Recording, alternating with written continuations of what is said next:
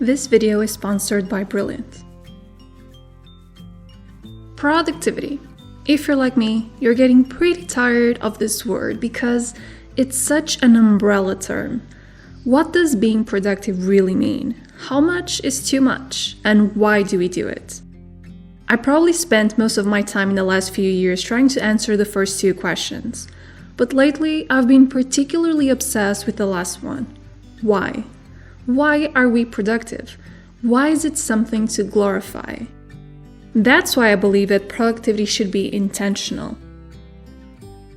Parts of incorporating intentional productivity in our lives require us to really know more about ourselves, what our weaknesses are, as well as our strengths.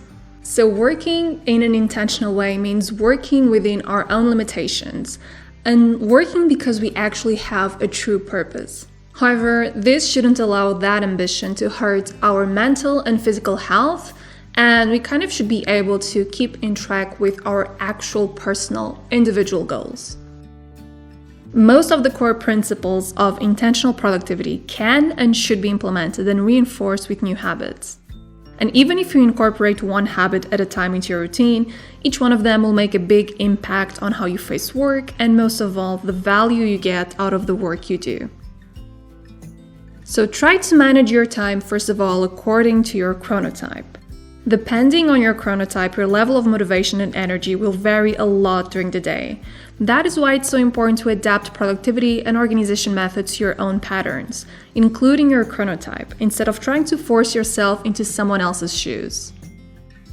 So if you have been trying to become more of a morning person, but if you feel like all the strategies and tips do not apply to you, maybe that's because, all of those strategies are incompatible with your current chronotype.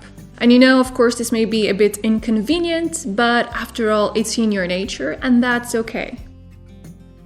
In fact, your chronotype is influenced by your PR3 gene, and it influences a lot of your internal system because it regulates your body's production of melatonin. Your chronotype is a reflection of your circadian rhythm, the cyclical changes in cellular, molecular, and biological processes that repeat approximately once every 24 hours in your body, like an internal master clock. The 4 different chronotypes are usually represented by animals, and identifying with one of them may help you understand when you should be working and when you shouldn't be working. No chronotype is better than the others, and all of them may be managed so as to maximize your productivity intentionally. For instance, lion chronotypes should schedule creative and hard tasks for the early morning and downgrade the intensity of their tasks during the day. Dolphins should have frequent breaks during the day, and they should benefit more from jumping from task to task. Bears should try to concentrate on difficult tasks from around 10 a.m. to 3 p.m., while wolves should try to leave side projects and other creative tasks for the evening when they're able to focus better. Personally, I completely identify with the bear chronotype, although I would really love to identify with the lion chronotype, but I'm really curious about what your chronotype is, so please tell me in the comments down below. Also remember to eat the frog first, independently of your chronotype and your master clock. Let that first burst of intention and creativity in your peak productivity time be the fuel for your best work. That's basically implementing the eat the frog principle. So the frog is basically your hardest task, the thing you've been putting off for very long. It's something you really struggle to do, and most people feel very productive when they actually accomplish that task. So this should be the thing that you should prioritize in your to-do list during your so-called biological prime time, which is the part of your day depending on your chronotype when you are the most productive. And allowing yourself to tackle this particular task first thing in your biological prime time is really important, and that's because usually this thing is hard, it's difficult, it's complex, and it's something that will really help you move towards your goals and really make some progress. Also remember to distinguish wants from needs. All of the tasks in our to-do list are either tasks we want to do or tasks that we have to do. Unfortunately, it's basically impossible to just focus on the tasks you want to do and completely avoid those that you do not want to do, because that's how life works and you can't just do the things you want to do. But you can actually improve that balance a little bit. Intentional productivity requires your enjoyment, a sense of purpose, and ultimately a lot of fine-tuning of goals and projects, so that you allow yourself to dedicate your focus and attention to the tasks that really help you progress in your goals. So reworking your schedule so as to balance out those two categories of tasks, the tasks you want to do and the tasks you have to do, does a lot for your daily motivation, because having tasks that you want to do really makes all the remaining chores easier to accomplish, because you feel like you've at least progressed in something that is important to you. Finally, there is a lot of wisdom in pairing your intentions with consistency. Without consistency, it's really hard to keep track of your progress, to evaluate your wants and your needs, and really understand whether you need to reevaluate your projects or not. Being consistent independently of the time frame you've set for yourself really allows you to rework your projects, your learning journey, and your skill building.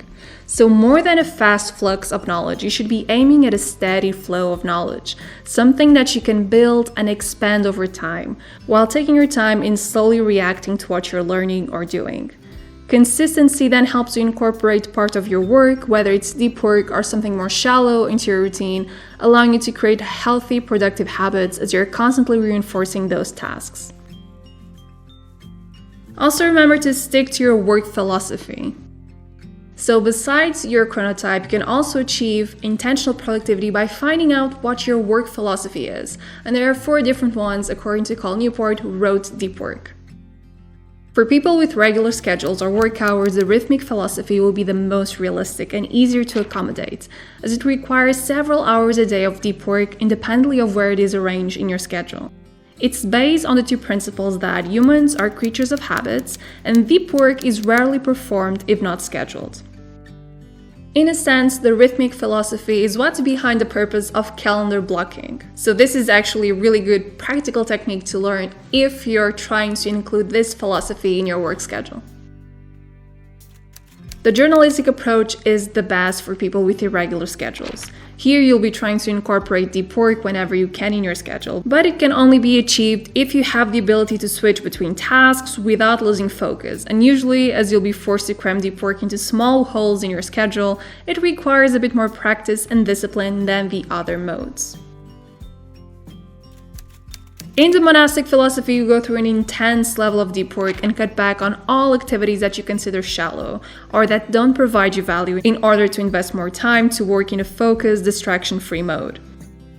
However, this is a very, very radical approach that doesn't work for a lot of people, and that's because most of us in our work environments are not allowed to say no to a lot of things, to projects and to tasks, so it can be very hard to accommodate if you have a regular office job. Then the bimodal philosophy calls for large blocks of deep work, but allows you to continue doing other activities that aren't as nuclear to your main goals. To adopt this, you may arrange your day, week, or month to accommodate this dual productivity method, which works particularly well if you assign a place or environment for deep work and another space for other tasks. So basically, to be intentionally productive, it's really important that the way you work and the way you learn are aligned with a purpose that is individual and very personal to you.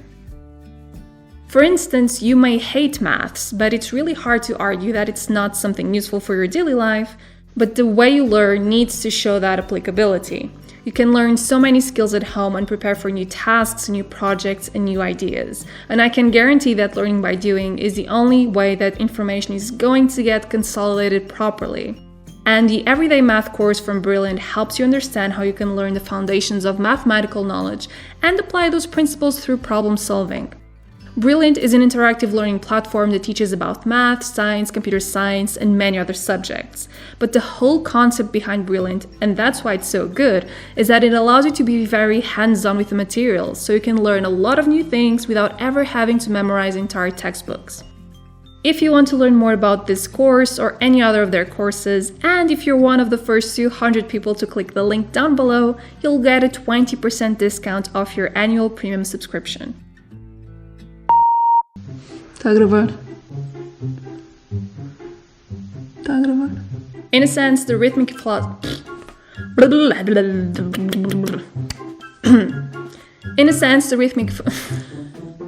Unfortunately, the cyclical changes in cellular, molecular, and biological processes that repeat processes.